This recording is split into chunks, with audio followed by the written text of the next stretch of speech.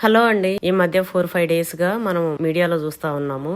YouTube లో రకరకాల thumbnails తో మొత్తం నింపేస్తున్నారు మంచు ఫ్యామిలీ గురించి. నిజంగా నాకు స్పందించాలనిపిస్తుంది. ఎందుకంటే అప్పటి రాముడి కాలం నుండి ఇప్పుడు కలియుగం వరకు కూడా ప్రతి ఫ్యామిలీలో ఇష్యూస్ అనేది కామన్. సరే వాళ్ళు పబ్లిక్ లో ఉన్నారు కాబట్టి పెట్టినా ఓకే పర్లేదు, కానీ ఉన్నవి లేనివి ఉన్నట్టు ఆ థంబ్నెయిల్స్ గాని అది గాని అసలు మ్యాటర్ ఒకటి ఉంటే పైన థంబ్నెయిల్ ఒకలాగా ఎంత ఉత్సాహం చూపిస్తారంటే వాళ్ళ రేటింగ్ కోసం. కామన్ పీపుల్ ఏదో యూట్యూబ్ ఛానల్లో ఉండి ఏదో పిచ్చి పిచ్చిగా థంబ్నెయిల్స్ పెట్టి వాళ్ళ వ్యూస్ ని పెంచుకుంటున్నారు అంటే అది వేరే.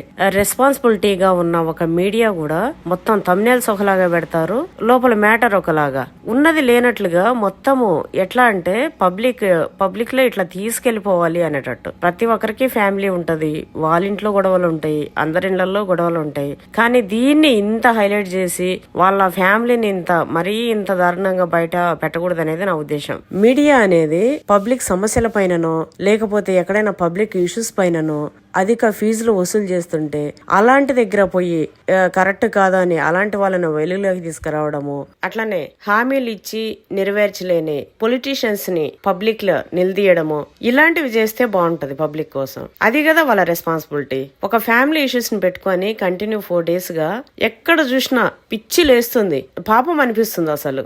ఇంకోటి, కత్తి కన్నా కలం చాలా గొప్పదంటారు. అది 100%, 100కి 1000% నిజం. కానీ అది ఎక్కడ సద్వినియోగం అవుతుంది?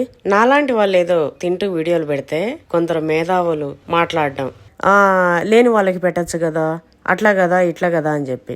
అయినా పెడితే పెడతానేమో, నేను పెడుతున్నదంతా కూడా అందరూ చూడలేరు కదా, పెట్టే దగ్గర పెడతాము, మనం చేసే అంతలో చేస్తుంటాము.